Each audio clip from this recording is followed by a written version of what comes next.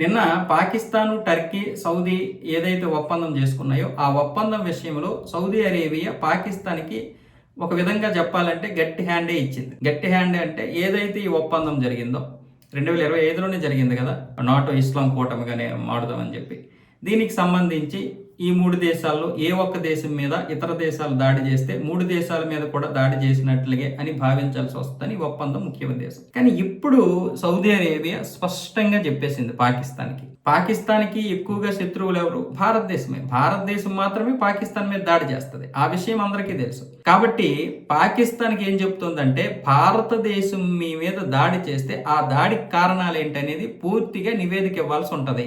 అలాగే అటువైపు నుంచి భారత్ కూడా నివేదిక ఇస్తుంది. కాబట్టి ఈ నివేదిక, మీరు ఇచ్చినటువంటి నివేదిక అబద్ధమని తేలితే మాత్రం మేము ఎట్టి పరిస్థితుల్లోనూ మీకు సపోర్ట్ చేయలేము. అలాగే భారతదేశం మీ మీద దాడి చేయడానికి ఉగ్రదాడి కారణమా, లేకపోతే మీరేమైనా సరే ముందుగానే కయ్యానికి కాలు దువ్వారా, ఇవి కూడా ఇవ్వాల్సి ఉంటుంది.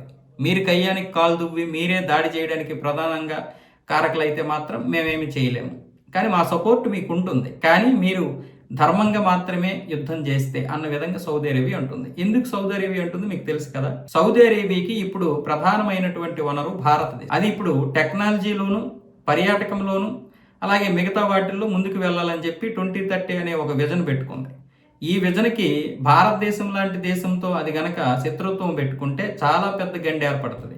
చైనా నుండి సౌదీ అరేబియా ఎవడు వెళ్ళడు, యూరప్ నుండి సౌదీ అరేబియా ఎవరు వెళ్ళరు, వెళ్ళినా కూడా చాలా తక్కువ.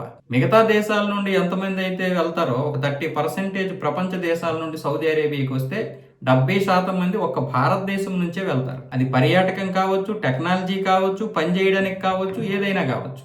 ఈరోజు గల్ఫ్ దేశాలకి ప్రధానమైనటువంటి వనరు ఎవరు అంటే భారతదేశం నుండి వెళ్తున్నటువంటి యువతే. ఏ విషయంలోనైనా సరే వాళ్ళకి వంట నుంచి ఇంటి పనుల వరకు అన్ని పనులకి భారతదేశం నుండి వెళ్తున్నటువంటి వారే. కాబట్టి ఇప్పుడు ఉన్నటువంటి పరిస్థితుల్లో పాకిస్తాన్ మీద భారత్ దాడి చేసిందనో, లేకపోతే భారత్ తోటి పాకిస్తాన్ కయ్యానికి కాలు దువ్విందని చెప్పి మేము కూడా వచ్చేస్తామని సౌదీ అరేబియా పరిగెట్టి వచ్చింది అనుకోండి, భారతదేశం ఇంతకు ముందులాగా లేదు కదా. తీసుకున్నటువంటి కఠినమైనటువంటి నిర్ణయాల వల్ల తన యొక్క పర్యాటకం దెబ్బతిన్నా, లేకపోతే ఆయిల్ చమురు బిజినెస్ దెబ్బతిన్నా, లేకపోతే టెక్నాలజీ దెబ్బతిన్నా 2030కి విఘాతం ఏర్పడుతుంది. 2030 తర్వాత నెక్స్ట్ ఏంటంటే 2030 తర్వాత ఆ యొక్క విజన్ ముందుకు వెళ్ళాలంటే భారతదేశం సపోర్టే ఉండాలి. ఇప్పుడు ఏదైనా సరే ప్రపంచ దేశాల్లో ఏం జరుగుతుంది, మీ దగ్గర ఉన్నటువంటి వస్తువులు మాకు ఇవ్వండి, మా దగ్గర ఉన్నటువంటి వస్తువులు మీరు తీసుకోండి, అదే కదా వర్తకమే కదా జరుగుతుంది.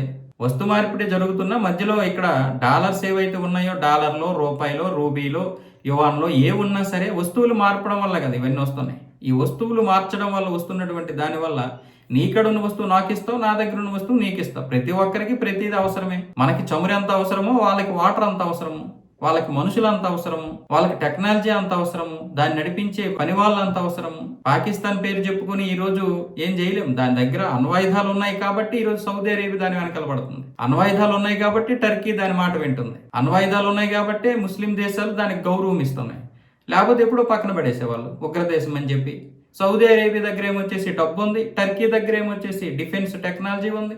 సో ఇక్కడ పాకిస్తాన్ దగ్గర ఏమొచ్చేసి ఈ యొక్క అణ్వాయుధాలు ఉన్నాయి. అందుకే ఈ ముగ్గురు కలుస్తున్నాము. మనం ముగ్గురు కలిస్తే మొత్తం భూప్రపంచాన్నే మనం ఒక భయపెట్టే విధంగా ఒక పెద్ద కూటమిగా ఏర్పడవచ్చు అని ఏదో సరదాగా అన్నది మాట సౌదీ అరేబియా. సరదా కాకపోయినా పాకిస్తాన్ని కొంచెం భుజాలకు ఎగరేద్దామని చెప్పి అలాగే అన్నది. ఆ మాత్రం దానికే పాకిస్తాన్ ఏదో చేసిందని చెప్పి, లేకపోతే భారతదేశం పాకిస్తాన్ మీద దాడి చేసిందని చెప్పి సౌదీ అరేబియా ఇప్పుడు పరిగెట్టి వస్తే ఉంటుందా? వాసిపోద్ది కదా.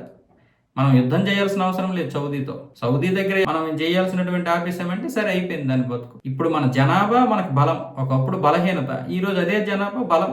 కాబట్టి ఎవడబడితే వాడు ఏది పడితే అది అనేస్తామంటే అవ్వదు. ఇప్పుడు చైనాకు కూడా భారతదేశం సర్వే ఆఫ్ ఇండియా ఒక పెద్ద మ్యాప్ విడుదల చేసింది. ఎవడరా నువ్వు 27 ప్రాంతాలు నువ్వు అని చెప్పావు కదా, 1952 నుంచి నువ్వు అనుకుంటున్నటువంటి భూభాగం మొత్తం భారతదేశం అని చెప్పి ఒక మ్యాప్ విడుదల చేసిందిగా. అంతేనా? 114 రఫేల్ ఏవైతే వస్తున్నాయో ఆ రఫేల్తో పాటు మరికొన్ని రఫేళ్లు కూడా ఇప్పటికే నేవీ దగ్గర ఉన్న రఫేళ్లు, ఎయిర్ ఫోర్స్ దగ్గర ఉన్న రఫేల్స్, అంటే రావాల్సినటువంటి రఫేల్స్ అన్నీ కూడా 180 రఫేల్స్ అవుతాయి కదా.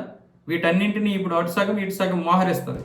అది కాకుండా మనం సొంతంగా తయారు చేసుకుంటున్నటువంటి 5th జనరేషన్ ఫైటర్ జెట్స్ కూడా వస్తాయి. దీనికంటే అధునాతనమైనటువంటి ఫైటర్ జెట్స్ చైనా దగ్గర ఉంటే ఉండొచ్చు కాక, కానీ దమ్ము కూడా ఉండాలి కదా. దమ్ము లేదని నేను చెప్పను, కానీ భారతదేశం దగ్గర దమ్ము లేదన్నటువంటి వ్యధల గురించి చెప్తున్నాను నేను. మన 4.5 generation equal China 5th generation. అంటే దీనికి మన వాళ్ళు తోడవుతారు. అయితే దీన్ని నేను ఏదో భజన అనుకుంటారు మీరు, కానీ వాస్తవాలు చెప్తున్నాను.